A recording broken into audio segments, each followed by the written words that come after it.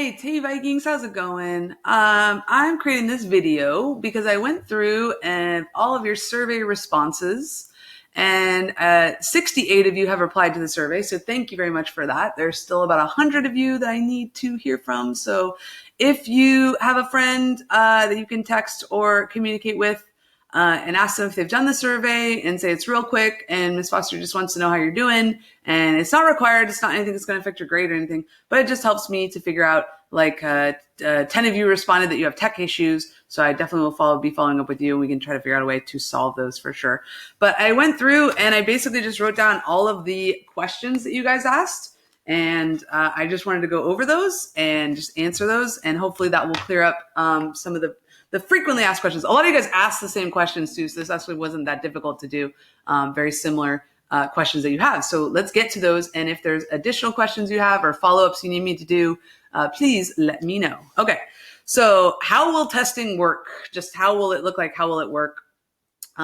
Real quick, from what I understand, and they have not released the platform yet of how you're going to be submitting these. So that's going to be coming in the next couple of weeks.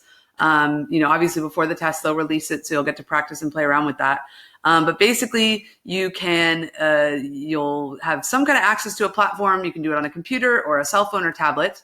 You'll have the questions and you can either handwrite them and take a picture and upload it, or you can type your response on your phone if you wanted to, or on a computer, probably more likely. You can then type your responses and submit them like that, basically. But until they release that, I don't fully know, and I can't answer a lot of those questions. So some I'm just making my best guesses on, but we'll know a lot more once they release that and allow us to practice and play around with that. And as soon as they do, I will start messing around with it, and I will create another video, and we can do practice with that and answer those questions, that kinds of stuff. Next question was, is it open note? Yes, it is, because they don't have any way to ensure for cheating. So basically, because we know that, you could do an honor system, like don't look at your notes kind of thing, but they know kids will. So they basically were like, and we can't put webcams on the kids. We don't know if you even know if they have the technology for that kinds of stuff. So because they know that they can't enforce equity with that kind of cheating, they basically said, then everybody gets to do it, basically. So does that mean that it's easier? Not necessarily. It actually the questions could be a lot harder, that require a lot more in-depth critical thinking, and not necessarily just the easy stuff of like, this is gerrymandering definition, or this was this court case that related to that kind of thing. So open note, yes. And I'm going to recommend that you have some sort of notes or study guide in front of you. I don't think you need everything in front of you. I think that's a mistake, because if you have too much stuff, you're going to waste time looking for resources. So I would definitely have a study guide, but I would know that study guide well too. I'd know exactly, oh, that's where I can find that. Oh, so you're not spending all this time wasting looking for that. So yes, open note, but do be careful, because that doesn't necessarily mean that it's going to be easier. Okay. Is there multiple choice? No, there's no multiple choice on this exam. So there's no recall stuff. There's nothing they said that you can Google. They won't be asking you that kinds of specifics. So you definitely want to review this stuff, but you don't need to worry about memorizing the trivia stuff. You don't need to do flashcards and know this Federalist 78 relates to this. You should know what Federalist 78 is about in general. And if you don't remember the specific number, that's the kind of thing you could refer to on your notes, and then to go, oh, but I know in general what these documents are. Because you're not going to be able to just Google it and go, oh, okay, and that's how it is. You have to have that in-depth knowledge before, if you're going to apply a critical thought, an essay, an argumentative essay. Okay, someone asked, will it be on Google Forms? I highly doubt it. It's possible. Anything's possible, but I doubt it. I think if I know AP, they'll probably create their own system, their own platform, that way it's more secure and that kinds of stuff. I think there could be problems with Google Forms and stuff. So I doubt it, but it's possible. When is the test? The first test for AP Government is May 11th. And for AP Economics, I'm pretty sure it's the 21st, but right now I'm doing this video and I want to make sure. So AP tests, dates 2020. I'm just searching it on Google. Here's the revised test. Yeah, it's going to be the 21st for 21st for macroeconomics. Both those tests are going to be at 1 o'clock, 1 p.m. Pacific Standard Time. So you'll make sure to have a good meal and then get yourself set up and ready so that you can tackle that test for sure. Okay, next question. How many FRQs? It's different for both tests. For Gov, it's 2. There's 2 FRQs for Gov. There's one that's an argument essay. It's a little bit longer. And then there's one that is a concept application question. And I will create specific videos about those for sure. For econ, it's actually going to be very similar to the way that it's structured in the past. Basically, you're going to have one larger FRQ that's going to encompass more units and more topics, and then you're going to have two smaller, shorter factual FRQs. Big difference, though, for macro is that there is no graphing in the sense that you will not be expected to graph. Now, you could be asked about graphs. You could be asked about aggregate demand shifting, right, left, that kinds of stuff. There still might have questions around that, but you don't have to memorize your labels and you don't have to worry about that. And definitely I would have the graphs in front of me so then I can refer back to them, but it's more about understanding how the graphs work, not so much memorizing the labels and that kinds of stuff. Okay, so 2 for Gov and 3 for Econ. Is it going to be recorded? I assume you meant like video recorded, whoever asked that. No, as far as I know, no, because they can't, we don't have the technology for that. Is it 50-50 or is it weighted? It is weighted. The first question on each is weighted a little bit more, 60% to 40% basically. So not all questions are created equally for sure. There's a little bit of weighting going on, but I'll create specific videos around those so we know what those specifics are. What if there's a timing conflict? Yeah, let me know ASP if there's a timing conflict. This is a hard set deadline as far as the test date. There's an option of you taking a later test, but we need to figure that out. So let me know if this conflicts with you, May 11th at 1 p.m. or May 21st at 1 p.m. If you cannot make that work, you need to let us know so we can figure out a way around that. And you might just have to take a different version of the test later on. Is it the usual format-ish? I mean, I just wrote that, I've answered ish, like sort of, but everything's different now because of the new platform and the testing.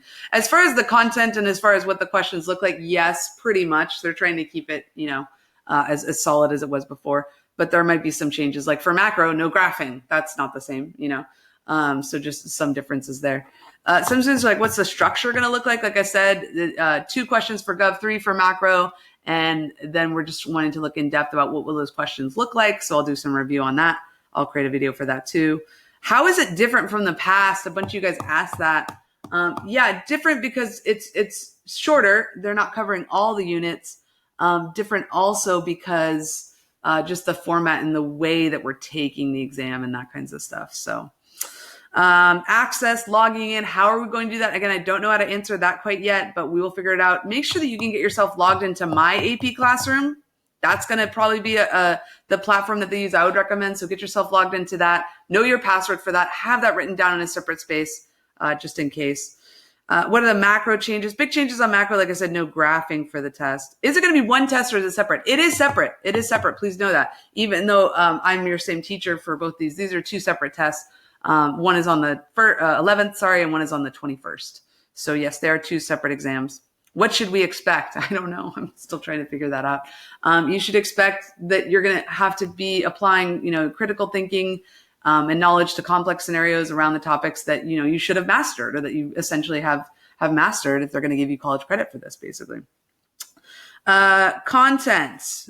Is everything going to be covered or just main subjects? I mean, they reserve the right to cover anything as far as around the units that they outlined, but I would focus on main topics. I would focus on those overviews of learning objectives and enduring understandings because that usually tends to be the language that they'll use for the prompts and stuff. So which units? For Gov, it's 1 through 3, and for macro, it's 1 through 5. And I know you're probably not that familiar with the unit types and stuff, so that's why I created a video where it goes over all 3 units for Gov, and I will do the same for macro. I'm putting macro on the back burner just a little bit and focusing more on my Gov resources because that test is sooner, but I will start pumping out some macro stuff for those of you trying to get prepared for that and that kinds of stuff. Let's see. Do we have to know formulas for macro? Good question. I mean, yeah, like they could come up. They said if there's any calculations, you can use a calculator. So that's cool, but you're going to have to show your work. So maybe they're going to ask you to like calculate the unemployment rate or something like that. So yeah, for sure. And I have I'll create a PDF of all the formulas that might come up. So you could have those at the ready. And that's the kind of stuff that's like, oh, it's a formula. Crap. Let me grab my formula sheet. Okay, cool. Now I'm good to go. And then let me just plug that in and make sure I did it right and double check it and that kinds of stuff. Okay, let's see. Review assignments. Will I be creating review assignments? I don't like the word assignments because we're kind of in a post-grading world right now, which I love, actually. I hate grading. So for me, like, this is awesome. Even though, yeah, I'm probably getting less participation and less maybe effort and productivity from my students. Definitely, I think that's gone down for sure. But it's still there's still just all these opportunities. So if you want to take advantage, I highly recommend it, because there's definitely benefits that can come out of you passing these exams, one or both of these exams, that you can get some college credit for and that kinds of stuff. So do I have a review assignments? No. If you want assignments, send me an email. If you're like, hey, give me an assignment and a deadline and that kind of stuff. Sure, I don't mind doing that. But I don't have anything specific unless you specifically would like me to create something for you. My predictions, yeah, I'll work on that. Sometimes I just do that voice or face or whatever, because I hate to predict, because then I feel like students then are going to go, she's so smart, which I am, of course, that she knows exactly what it is. And I don't know exactly what it is. I always have guesses. I have hunches. I have like, maybe they'll go this direction, that direction, whatever. But I get scared making predictions because I don't want you to exclusively study those. But I probably will. Also, Clifford will make predictions for the FRQs. I'm actually going to try to get Clifford to do like a video chat with teachers and stuff. And maybe we could all get on there and I'll predict what we think will be. I did on one of my Facebook groups, there was a teacher who predicted one, and I screenshotted it. And I was like, I don't want to look at this right now, but I screenshotted it because I was like, I'll go back to look at that later and see if I think his prediction's right. So I'll share those out. But again, you want to be careful with that, because you don't want to then just go, oh, well, like I know what's going to be. I don't. It changes all the time. Okay. Let's see. Study guide available. Yeah, all the resources that I created on my websites are awesome. I know some students are saying they had trouble accessing. Send me an email. If you can't access a resource, please say, hey, we can't get to this or this. I tried to unlock everything, but I can't see what you see. It's all open to me because I created it. So let me know, but I tried to unlock everything. So if there's any trouble you're having, or if you don't understand a resource, or if there's a mistake, please let me know. Okay, this was my favorite. So it said, so we aren't graphing at all for econ, and there was a frowny face. And like, that was like, that, like, I was like, oh, that's cute, because I know how much you love to graph. Me too. So again, graphing is a huge part of the exam. There's going to be graphing. It's just maybe you're going to have to interpret a graph. Maybe they're going to give you a graph and you're going to have to answer questions around it. They're going to show you like an economy in recession, and you're going to have to say, then this fiscal policy would be the solution, or this kinds of stuff. And then that would mean aggregate demand would shift to the right, or that, that kinds of stuff. So definitely you still want to know the graphs. It's not something you should abandon at all. It just means that, yeah, you won't, and you can, and I recommend it, because another student, the next question was scratch paper ? Yeah, definitely. You can have scratch paper and stuff. That's all your own work, and that's fine. So it's open note for sure. So definitely, I think it might be helpful for you to graph some of these things out, just to practice that and that kind of stuff. Awesome. All right. So that was everything that I went through with the frequently asked questions. If you have more, please let me know. And if there's anything that I can help you out or support you with, that's why I'm here.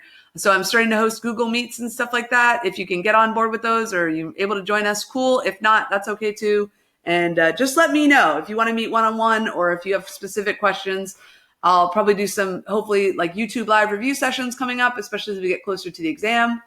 Love you all. And if you have more questions, I hope all this answered it, cleared some stuff up, but I'm sure we still might have more. I still have questions too, for sure. So as College Board gives us more information, I will keep you updated on all of that. So have a great day, Vikings. You're all beautiful people. Keep